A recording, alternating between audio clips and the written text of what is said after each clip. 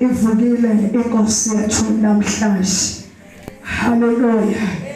Hallelujah. Ivukile inkosi yethu. Ivukile.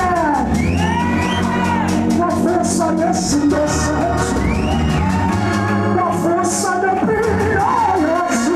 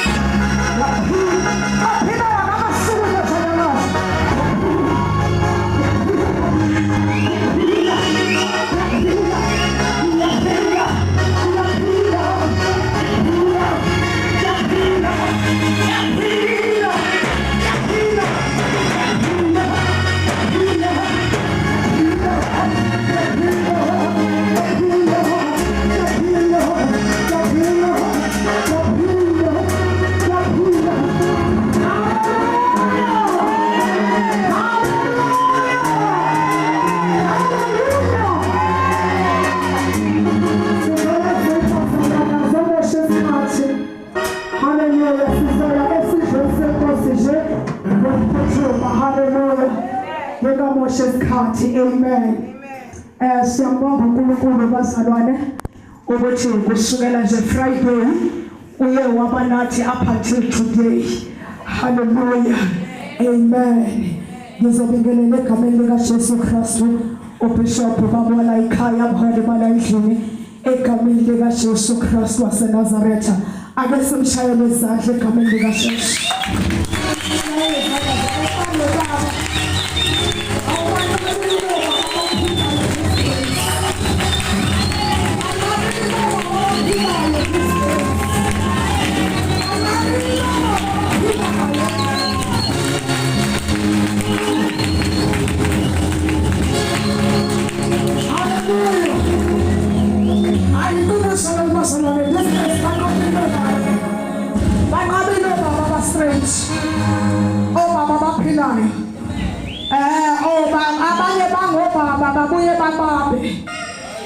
But sibonga uNkulunkulu ukuthi sibe nobaba ophilayo, sibe nobaba ohloniphekile, okwazi ukuhlonipha yena ukuze ahlonipheke. Hallelujah. Hallelujah, Baba. Siyabonga uNkulunkulu ngawe, babushabangu, kule insuku esiphila kuzo. Bakhona baba, bakhona abafundisi abanye babadleli yabazi umfundisi Shesi. Bakhona nabanye bayafundisa baphinde badle khona lapha ezivini. Sona lezi izimvu baphinde bayilume, baphinde bazidle. Bazelusa imbuzi izimvu baphinde futhi badle khona laphakathi emhlambini. Baluse baphinde badle khona la. Kodwa sibonga ukuthi kule ikhathi 2025 ulimo olujwayelekile oluthi ikhathi zogcina kube nobaba okwaziyo ukuba nenhlonipho ukuze ahlonipheke. Ayazi indawo yakhe ukuze nawe uyazi indawo yakho kuye. Siyabonga uNkulunkulu nakulesi khathi. Siyabonga babushabangu ukuthi sibe nobaba njengawe avuye isibusiso ebadleni, ungagcine ebadleni, ube isibusiso nakini, ube isibusiso nasebantwaneni uJehova siphe bona. uNkulunkulu agcine njalo, afuna ukusho njengabanye abathi sengathi, afuna ukuthi sengathi ngithi nje akagcine njalo. uNkulunkulu ngenxa yempilo oyiphilayo nangenkambo oyiphilayo. Hallelujah. Hallelujah. So Jehova akubusise njalo akugcine ngezothi nje phelelihle. Awu sithanda sami kodwa uJehova wakuhlelela basukela indoda ngawe. Uyazi indoda engakwephi, indoda engamangisiwe uJehova kuzengayo, indoda engamangisiwe uNkulunkulu akunikezelo. Ayibamabilo baba bashalo, bamabilo baba bashalo. Abathi bona besona bafazi, abathi bona besona umfazi. Bamabilo awubaba yebo. Ukuthi uNkulunkulu mazi uhloniphe, uNkulunkulu mazi uhloniphe, ukuthi uNkulunkulu usebenza ngendlela yakhe engeke wayiphilisa. Ngiyabonga uNkulunkulu ngawe. Angazi ukuthi ngathini, ngiyabonga uNkulunkulu ngawe. Ngiyayihlezi ngimtshalele basola ngithi yabona uNkulunkulu mayengakhumbula yena kuqala. Ngithi nje uphelelihle akekho othatha indawo yakho. Ngoba manje lo engathi niyabuye uzoba nenkinga. Sifuna manje sibangisane lento engiyiyo. Somebody hambile nje ubuhambile ngikuthi umuntu ozongibangisa stress. Ngoba manje uzongibangisa lento engiyiyo. Kanti yena uNkulunkulu wamlungisa ukuthi understand ukuthi njani. Wamlungisa ngingakafiki mina ukuthi understand ukuthi ngihlobo. So ngiyacela ukuthi bayakhumbula laqala. Akekho umuntu oyongena ezicathulweni zakho, akekho umuntu oyongena ey'nyaweni zakho. Ngoba akasoze aba nguwe, akasoze afana nawe. Asiyibangi lento, ayasiyibangi lobaba. Ubaba uhamba nje ngoshumi wakhe, nami ngihambela ngoshumi wami. Nami ngimangisa ngoshumi wakhe, ngiyamyekela ahambe ngoshumi wakhe. nami ngihambele ngobushoni uJehova nginikeze wona. Hallelujah. So kuyisibusiso ukuba nendoda efana nawe, kuyisibusiso ukuba nendoda engenamona, ukuba nendoda engeyi-competition. Asicompete kodwa kunento ayi-understandayo ukuthi siphushi agenda kaNkulunkulu bashesi. Uku-understanda nje leyo nto ukuthi angikompete naye akakompete nami, asihlali makhompithana, siphushi agenda Yesu, siphushi agenda Yesu. Hallelujah, hallelujah. Bekizwela umshadala, imishado yeniphila ngoba nilida nabantu abaphilayo, ukuba nilida nabantu imishado yabephumile, imishado yenibizwa nakuyi-ICU, iphila imishado yenu, nilida abantu abaphilayo. Hallelujah. So ngithi konke udumo malube Jehova, malube kuNkulunkulu. Amen. Hallelujah. Mfundisi Shelsi, ngiyabingelela besaphumile egameni likaJesu. Kuba intokozo enkulu ukuthi usuke all the way from the Pietermaritzburg uzohlanganyela kanye nathi kuleli Phasika lalonyaka. Kube isibusiso esikhulu kakhulu. Ngiphinde ngibongele nawe mfundisi Shelsi. Siyabonga kakhulu abafundisi ababehave the way ubehave ngakhona banqabile these days. So sibonga nje ukuthi ukwamukele ukuthi uzosebenza, uvume nje ukusebenza enqubeni ye-house of God, uvume inqubo thina esisebenza ngayo, ungaphawuli izinto ongangeni kuzo ongahlangane nazo. Kodwa siyambonga uNkulunkulu ngawe ukuthi nje intobeko yakho uyayithoba, wathi nje hayi obani ngizokwenza lokho engibizele khona, akunanto engizoyiphazamisa, akunanto engizomosha, ngoba abafundisi ngesikhathi banqabile. Uyawuthi ngibizile umfundisi ebese fika abone ngendlela yakhe athi mofike itulo bafundisi ngaba niyibekanga kanje, bafundisi beyitulo ngabe niyibekeza kuphekane. So sibonga nje intobeko obenayo ukuthi wavumela ukuthi uzosebenza andale inqubo yalolu qobo, awangaphikisana nenteliniki, kodwa wavuma wathoba ukusebenza andale qobo. So siyabonga kakhulu intobeko obenayo.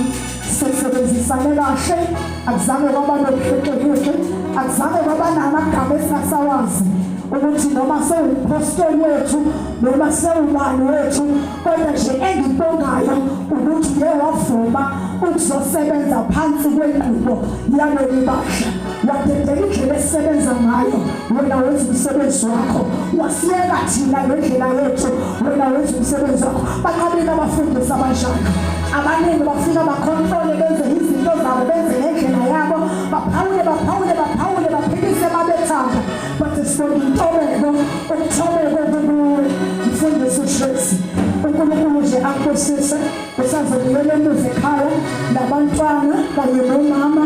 uNkulunkulu angigcine njalo okungazathi-ke na next time siyabathanda abantu abafana nawe, siyabathanda abantu abafana nawe abanelokhu besiphilisa bebona ngathi bangaphezulu kwathini or bangazathi into esiyenzayo thina siyazi. Siyabathanda abantu abafana nawe abavumela inqubo iqhubeke ngendlela ekukade ifice ngayo, ungazoshintsha izinto. Siyabonga ngamandla kaJesu. Amen. Bazalwane siyezivele seNkosi-ke incwadi kaJohn. Asithembeke bazalwane incwadi kaJohn chapter 6. Asithembe bazalwane ukuthi abazalwane ababuye bebhajadisa angeke basabuyele emuva, kodwa sebezobheka phambili ekhonzeni uThixo, angeke besabuyele emuva. Kuyeshwakala bazalwane, njengoba nifakaza nje nifakaza kamnandi ukuthi kunezinto maniphume emanzini nezimzimbulula, abanye beze ngazathi khona izinto ababuya nazo, ayihlali njalo-ke leyo yinto leyo. Hallelujah. Inamandla lento kaThixo, iyasebenza into enoThixo phakathi.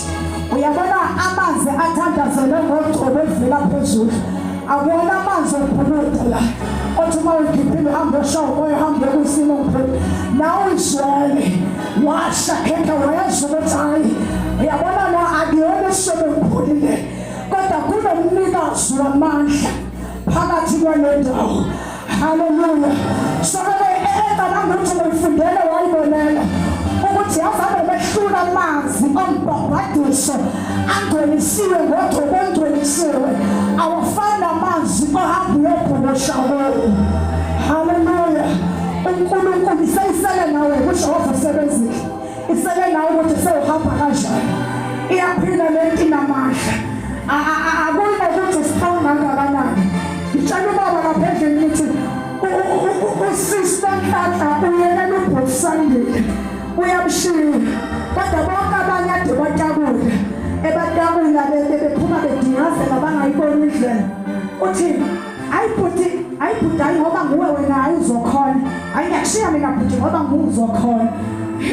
Washo ukuthi phela ubhuti akangenanga emanzini okobhukusha ungene emanzini anogcobo ubhuti mayisephuma emanzini kubezini kwabisho ukuthi ubhuti ngimtabule angasabone sedakiwe wawasho ukuthi emayephuma ehlala esibhebhisini ugcobo naba ugcobo hleze emanzini nomshaya emadolweni ngabona indoda ihlala phansi ihlezeka ingasahlala phansi ingasakhona usuku ngoba lento kaNkulunkulu ungayithathi kancane. Into kaNkulunkulu ayinadoda ayinakusasa ayinabosi ayinamanager ayinaphathi. Into kaNkulunkulu inamandla so that is why this what wabasaleleke sayisele nani ukuthi njengoba buye emazindle kade buyabhashathesa sayisele nani ukuthi uhambe lelo thixo angisoze nabuye bemuva ngoba lezi izinto elizwini ezenzekile bayiphume emazini zikhomba ukuthi amandla kaNkulunkulu ehlezi phezu kwamanzi. So odinga ukuthi wena nawe amandla uhamba wathatha emazini okumele uncike kuwo uhambe nawo forever ungasasuki kuwo nawe amandla wathatha emazini akushaya amadolo Sandile wahehleka awangayibona indlela wathiyazela lawo amandla lawo iwona okumele ugijime ngawo imele okumele uncike kuwona ungasuki kuwo ngoba yiwo azosiza. Asifunde nayo verse John 6 verse 52.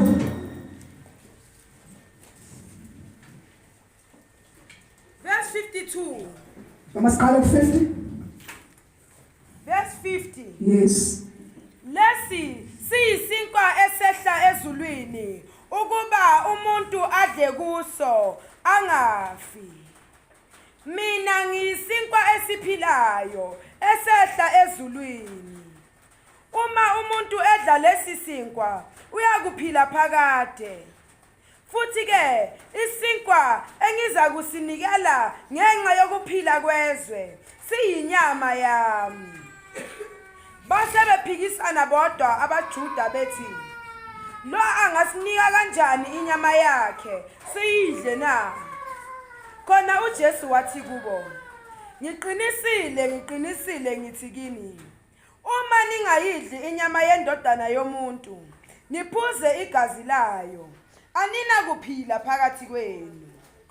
Odla inyama yami aphuze igazi lami unokuphila okuphakade. Mina ngiyakumvusa ngomuhla wokuphela. Ngokuba inyama yami ingukudla isibili negazi lami lingukuphuza isibili. Odla inyama yami aphuze igazi lami uhlala kimi nami kuye. Njengalokho ubaba ophilayo ungithumile nami ngiphila ngobaba. Lowo ongidlayo naye uyakuphila ngami. Izwi lenkosi mangcolise. Amen. Lesi isidlo bazalwane uJesu la esesendleleni yonke yobethela esiphambanweni wahlala nabafundi bakhe phansi wababela isidlo wathi ozodla lesi sidlo aphuze nalegazi nalesinkwa uyobe uyangikhumbula. So uthi uJesu mina ngiyisinkwa sokuphila odla mina uyophila ophuza igazi lami uyosindiswa. So uma ngabe siya la akusijust ukuthi nje siphuza ijuice or wine, sidla amaqebelengwana. Ngoba manje uma ngabe sesibeke izandla sathandaza sathethela udubo likaJesu luhlale phezu kwalesi sinkwa, ngoba selunokuphila phezu komzimba wakho. Engakho nabagulayo uma ngabe bedla lesi sinkwa sesithandazelwe bayaphila. Yezwakala bazalwane. So ingakho Jesu ke evuselela lamazwi athi ke lesi sinkwa sehla ezulwini asifani nalesi esadliwa okhokho benehlane basidla maqedana bafa, kodwa lesi simenza umuntu asidle avuke aphile. So awudli isinkwa esinguJesu Kristu bese uyafa. That is why uJesu athi odla mina odla inyama yami uma nokuphila phakathi kwakhe, athi odla inyama yami uhlala kimi. So uma ngabe sesiya esidlweni senkosi uJesu Kristu, ila khona sifumana amandla okuphila, ila khona sifumana amandla okuqhubekela phambili, ila khona sifumana amandla okukholwa. Isidlo senkosi sivuselela ukukholwa kwethu ukuthi uJesu yedwa yindlela neqiniso lokuphila. Isidlo senkosi sivuselela ukukholwa kwethu ukuthi uJesu yedwa ukwazi ukwenza izinto zenzeke. Isidlo senkosi sivuselela ukukholwa kwethu ukuthi uJesu ophulukisayo, uJesu osindisayo, uJesu ovikelayo. So isidlo senkosi siba uphawu lokuvikela phezu kwabantwana bakaNkulunkulu abakholwayo ukuthi angisaphuzi wayini, angisadla amaqebelengwane, kodwa sengidla amandla kaNkulunkulu ebese ngaphakathi kwakho kube ngusindiswa nokuphulukiswa. Bakhona abantu abazwela phezulu. So uyabona lesidlo sinamandla. Uma ngabe sengithandazile ngabeka isandla phezu kwaso, even noma ngabe unenkinga yeso uphethe yiso, ebese ngithatha le wayini engithandazele ebese ngithela lapho ehlweni lakho la kunenkinga khona, ngiphinde ngithele endlebeni la kunenkinga khona. Same time uphulukiswa nje ngilufafaza ngegazi, ngoba masengibeke izandla ngehlisa udubo likaJesu akuseloni wayini, kodwa sekuyidubo likaJesu, sekuyigazi likaJesu. That is why uJesu othaphuza igazi lami unokuphila uyophila. So masengithandazile masuphuza noma ngabe uphethe inhloko, inhloko lezejane liyahamba. So ke uJesu namandla ofusani sonke inhloko. Uma sewudla isidlo inhloko lezejane inhloko liyahamba, ngoba akuseloni wayini elihamba lona, kodwa sekuyiwayini elihlezi uJesu, sekuyisinkwa esihlezi uJesu. Asisahambi sodwa. Ingakho kubalulekile mawuhlanganyela ngeJesu senkosi, kubalulekile ukuthi uvuselele ukukholwa kwakho.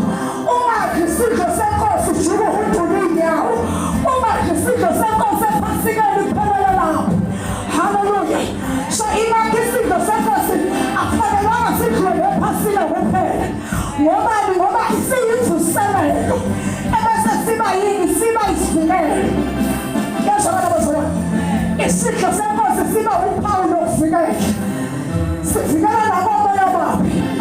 Uma ngisithandazele ukuthi mangisaqala ungibesalele uhambe naso ekhaya, ufike usithele nje ukuthi hawu yosho manje le nto ebihlupha ebusuka nekusayiswa, ngoba akuloni wayini elihamba lodwa, akuseloni wayini eliphuma esitolo. Ngiyaye ngithi noma ngabe kuthiwa belikhandwe ngama-Satanist, belikhandwe ngama-devil worshippers, kodwa wasingabeka isandla phezu kwayo awumakethi, ngoba amandla kaJesu angaphezu kwezinto zonke. Kunyamalala konke bese kuhlala uJesu, ngoba bese kufika uJesu akukho ngasuki.